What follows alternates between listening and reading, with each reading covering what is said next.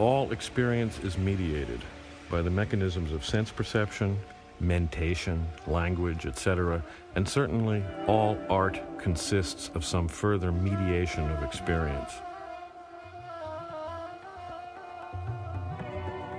However, mediation takes place by degrees. Some experiences, like taste, smell, sexual pleasure, are less mediated than others, reading a book, looking through a telescope, listening to a record. Some media, especially live arts such as dance, theater, music, or bardic performance, are less mediated than others, such as TV, CDs, virtual reality. Even among the media usually called media, some are more and others are less mediated, according to the intensity of imaginative participation they demand. Print and radio demand more of the imagination, film less, TV even less, virtual reality the least of all, so far. For art, the intervention of capital always signals a further degree of mediation. To say that art is commodified is to say that a mediation or standing in between has occurred, and that this betweenness amounts to a split, and that this split amounts to alienation.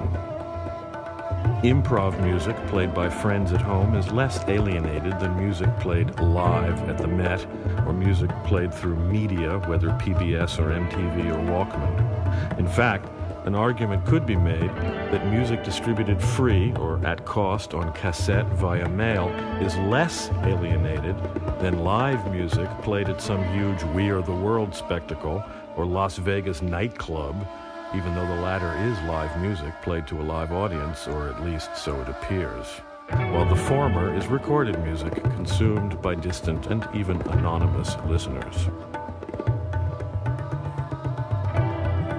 The tendency of high tech and the tendency of late capitalism both impel the arts farther and farther into extreme forms of mediation.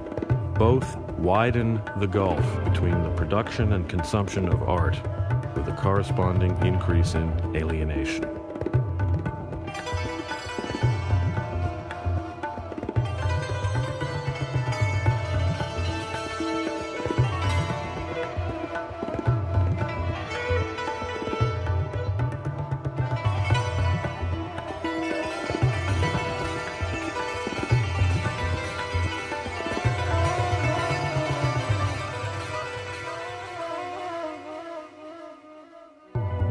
With the disappearance of a mainstream, and therefore of an avant-garde in the arts, it has been noticed that all the more advanced and intense art experiences have been recuperable almost instantly by the media, and thus are rendered into trash, like all other trash in the ghostly world of commodities.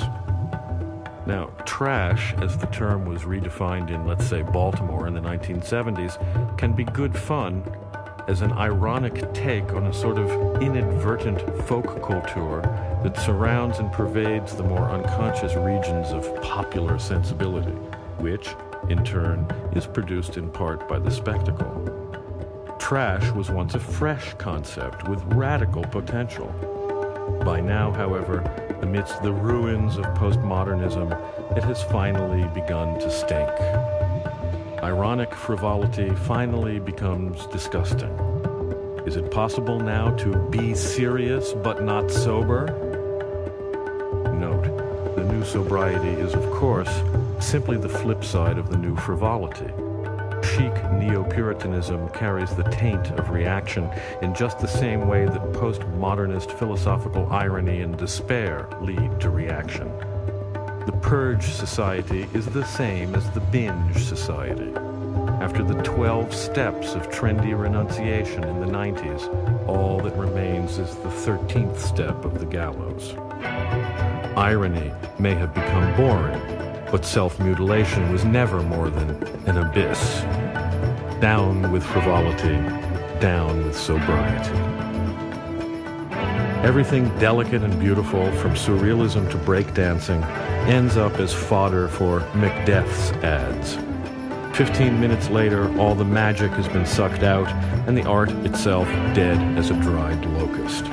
The media wizards, who are nothing if not postmodernists, have even begun to feed on the vitality of trash, like vultures regurgitating and reconsuming the same carrion in an obscene ecstasy of self-referentiality.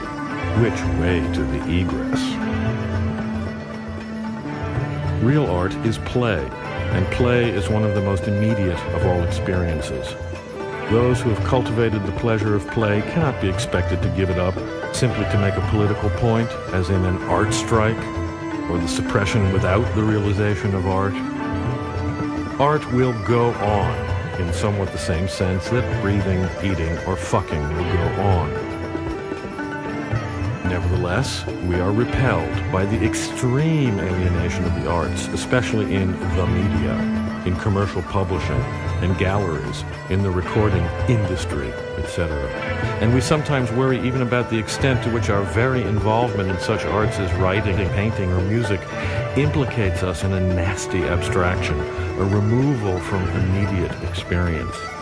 We miss the directness of play, our original kick in doing art in the first place. We miss smell, taste, touch, the feel of bodies in motion.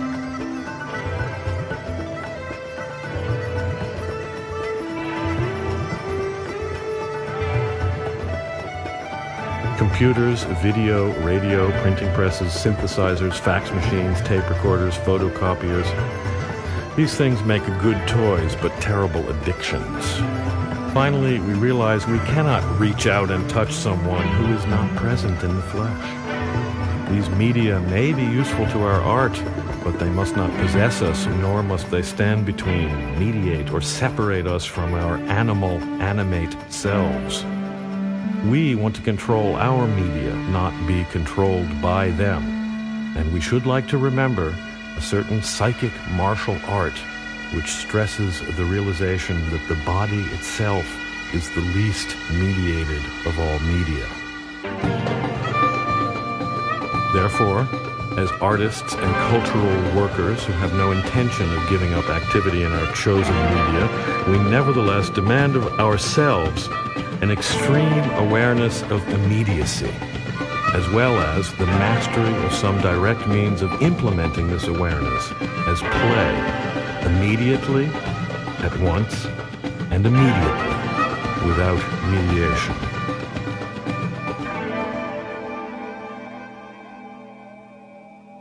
Fully realizing that any art manifesto written today can only stink of the same bitter irony it seeks to oppose, we nevertheless declare, without hesitation, without too much thought, the founding of a movement, Immediatism. We feel free to do so because we intend to practice Immediatism in secret in order to avoid any contamination of mediation. Publicly, we'll continue our work in publishing, radio, printing, music, whatever, but privately we will create something else, something to be shared freely but never consumed passively. Something which can be discussed openly but never understood by the agents of alienation. Something with no commercial potential, yet valuable beyond price. Something occult, yet woven completely into the fabric of our everyday lives. Immediatism is not a movement in the sense of an aesthetic program. It depends on situation, not style or content, message or school. It may take the form of any kind of creative play which can be performed by two or more people, by and for themselves, face to face and together. In this sense, it's like a game, and therefore certain rules may apply. All spectators must also be performers. All expenses are to be shared, and all products which may result from the play are also to be shared, by the participants only, who may keep them or bestow them as gifts, but should not sell them. The best games will make little or no use of obvious forms of mediation, such as photography, recording, printing, but will tend toward immediate techniques involving physical presence, direct communication, and the senses. An obvious matrix for immediatism is the party. Thus, A good meal could be an immediatist art project, especially if everyone present cooked as well as ate. Ancient Chinese and Japanese on misty autumn days would hold odor parties, where each guest would bring a homemade incense or perfume. At linked verse parties, a faulty couplet would entail the penalty of a glass of wine. Quilting bees, tableaux vivants, exquisite corpses, rituals of conviviality like Fourier's museum orgy, erotic costumes, poses, and skits. Live music and dance. The past can be ransacked for appropriate forms, and imagination will supply more. The difference between a 19th century quilting bee, for example, and an immediatist quilting bee would lie in our awareness of the practice of immediatism as a response to the sorrows of alienation and the death of art. The mail art of the 70s and the zine scene of the 80s were attempts to go beyond the mediation of art as commodity and may be considered ancestors of immediatism. However, they preserved the mediated structures of postal communication and xerography, and thus failed to overcome the isolation of the players, who remained quite literally out of touch. We wish to take the motives and discoveries of these earlier movements to their logical conclusion in an art which banishes all mediation and alienation, at least to the extent that the human condition allows. Moreover, immediatism is not condemned to powerlessness in the world simply because it avoids the publicity of the marketplace. Poetic terrorism and art sabotage are quite logical manifestations of immediatism.